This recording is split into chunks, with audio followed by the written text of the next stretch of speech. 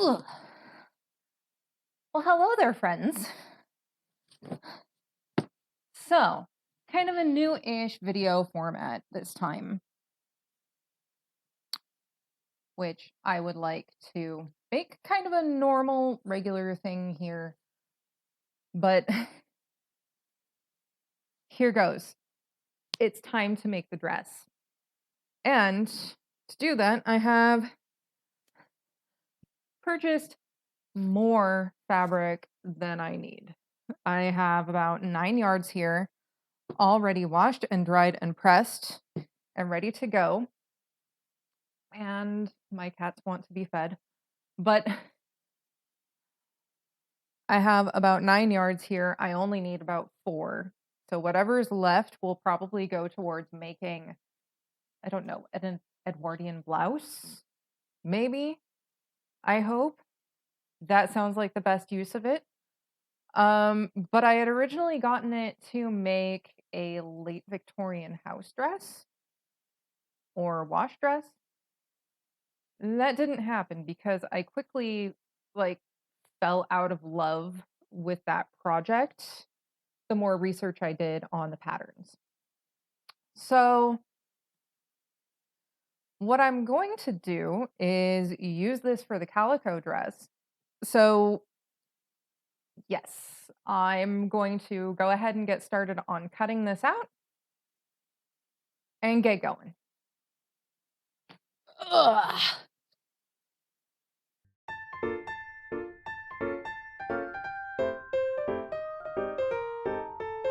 While I cut the fabric, I'd like to remind you all that this is the third video in my Calico costume series. I will place a card for the playlist here, and I do suggest watching those first.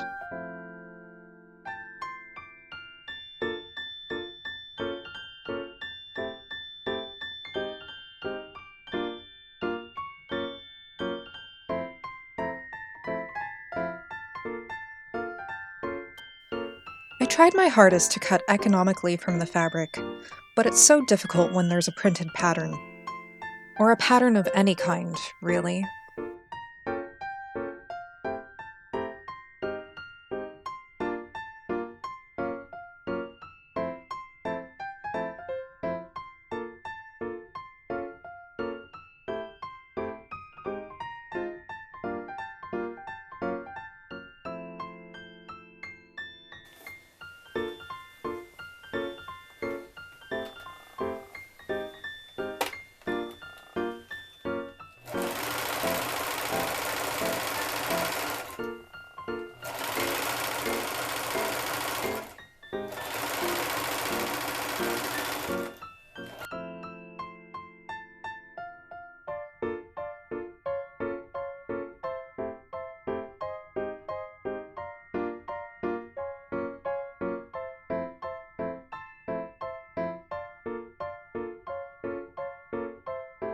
I never said anything about it in the last video, but the floral number the apron was displayed with at the end was the mock-up. Try as I might, I can no longer cut into a length of fabric with reckless abandon.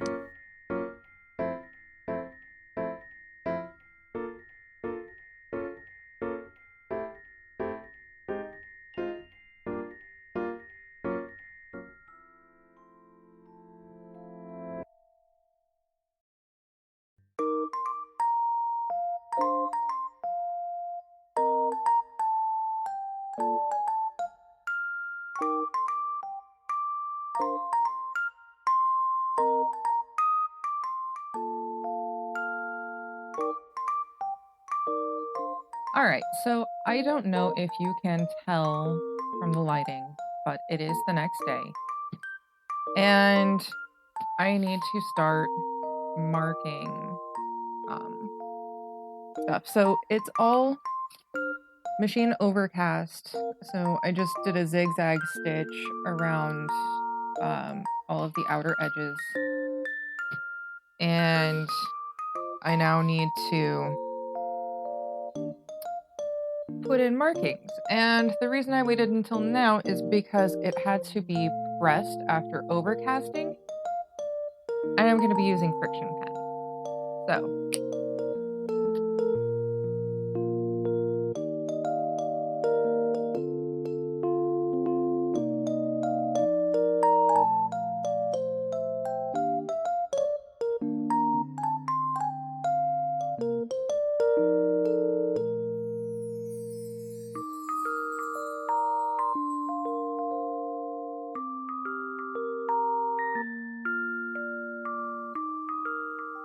all right, so one thing that I keep forgetting to mention is that this pattern is in metric.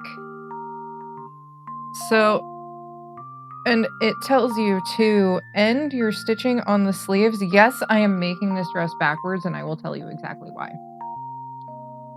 I always fizzle out right before the sleeves. So right now, we're going to make up these sleeves so that as I am starting to fizzle out, the sleeves are already ready to attach. So, all right. It said to measure 8 centimeters. So I'm marking this at 8 centimeters from the bottom. And I'm going to do this on the other side as well.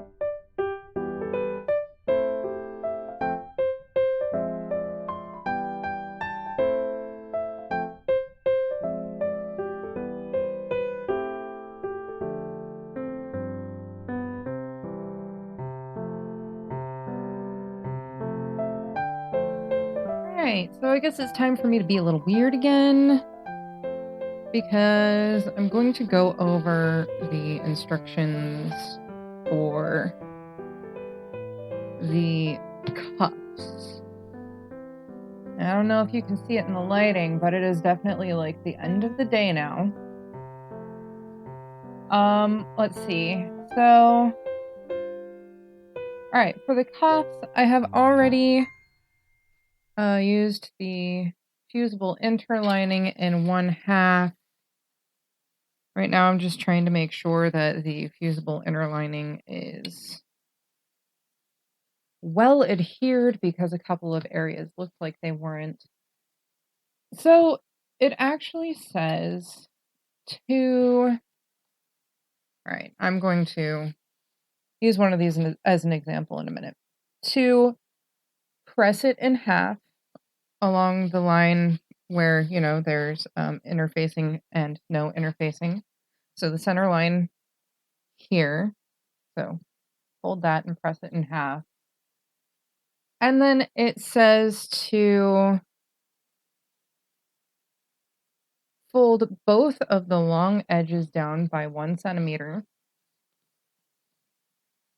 And then on this side, on the outside of the sleeve, so on the interfacing side, to attach that to the sleeve, which will be gathered. There's the gathering threads, gathering lines. And then after that's attached, fold it back and then stitch these sides by a centimeter, and then turn those back right side out. And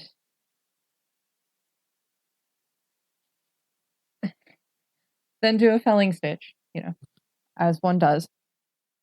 All right, so I guess this is kind of my screw it moment where I decide, you know what, I'm just going to try to make it the way the instructions say to. Because you know what? Maybe there is a hidden gem here of like some kind of construction gold. Construction genius, if you will. I'm just gonna go ahead and fold this over where the interfacing stops.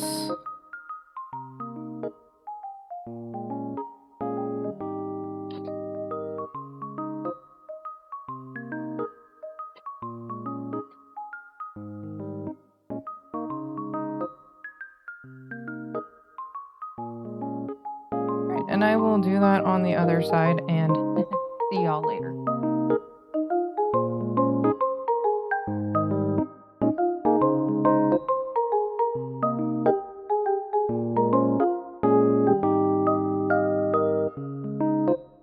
I want to point out that I clearly did not follow the instructions that I had just read. You can see me here stitching the ends shut, even though the next step should have been to sew it to the sleeve.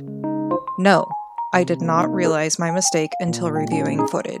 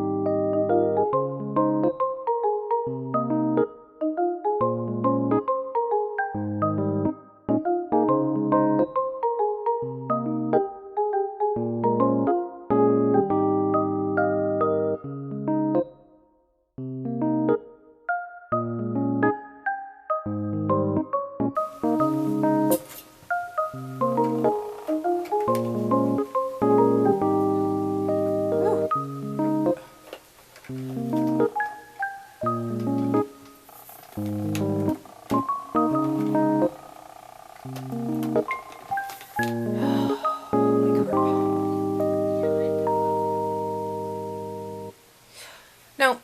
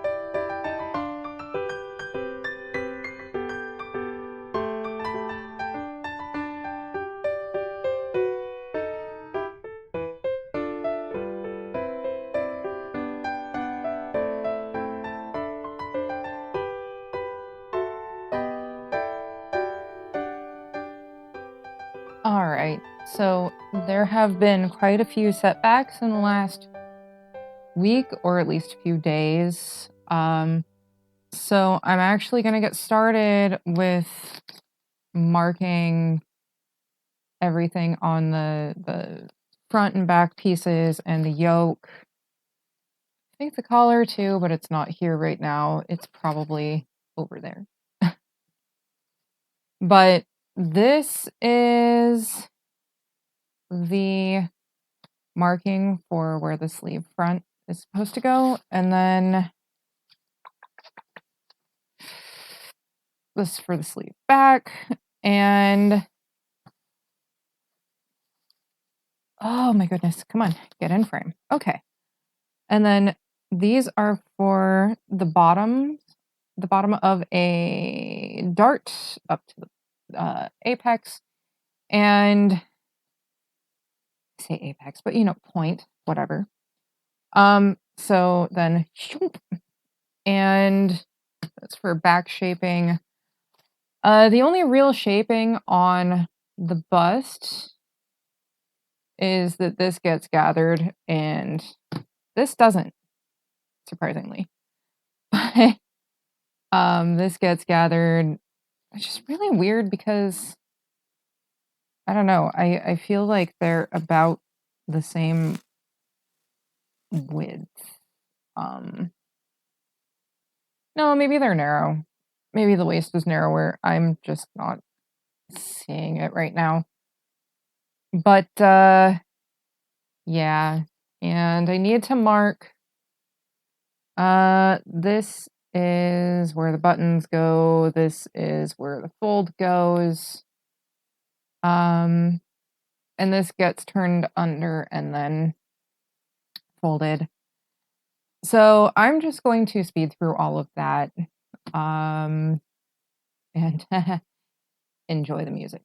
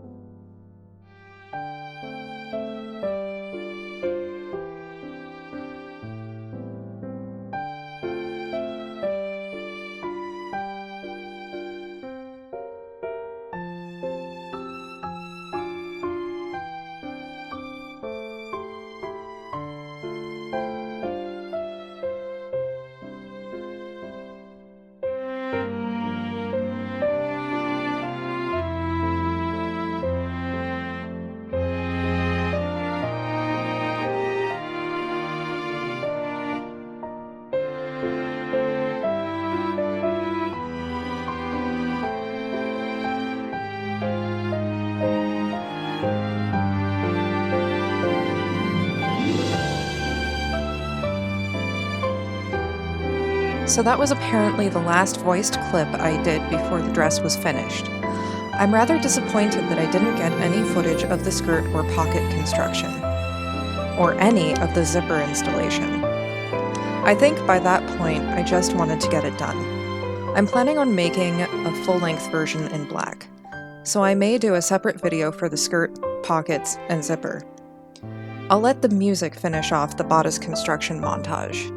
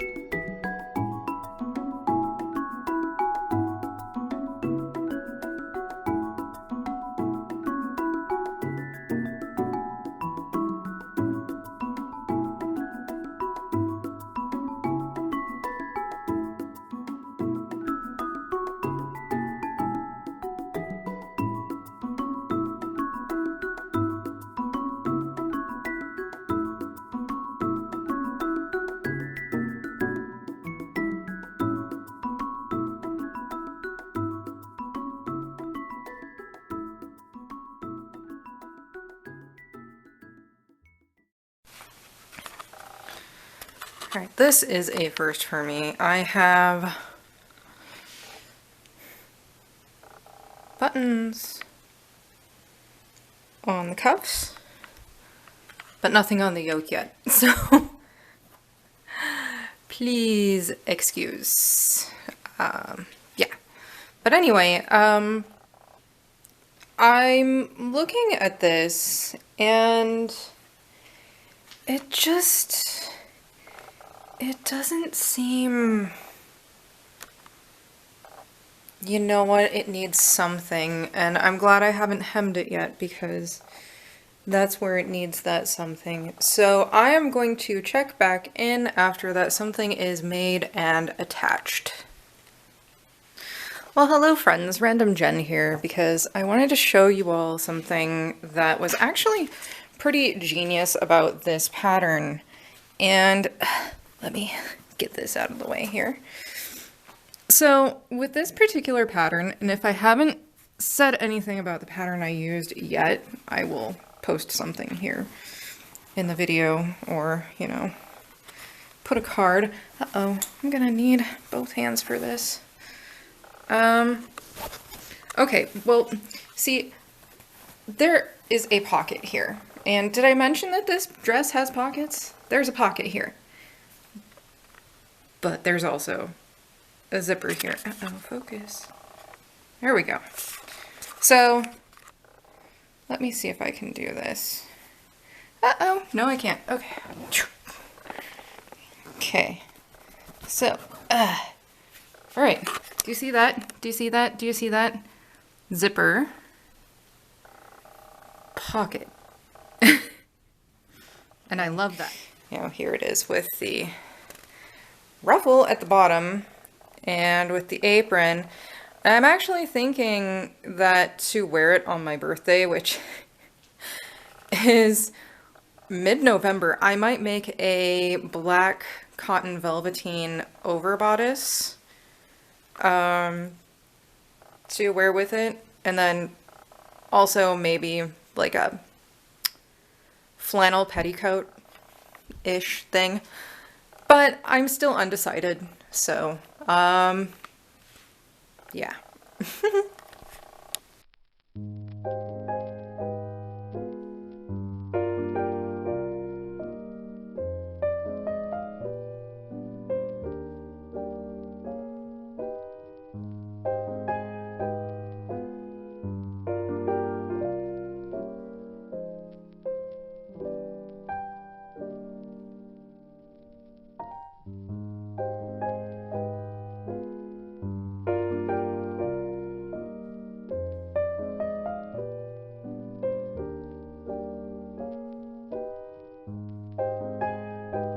While I sew on buttons, I'd like to shamelessly promote my Patreon.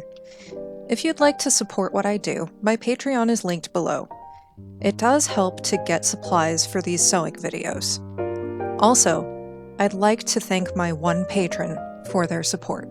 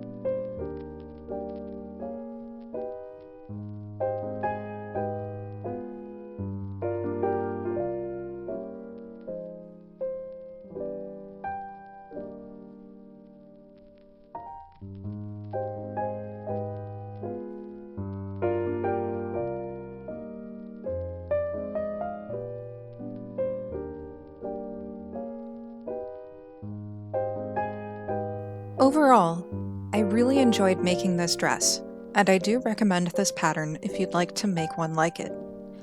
As for me, I'll be over here making more magical witchy things. See you next time!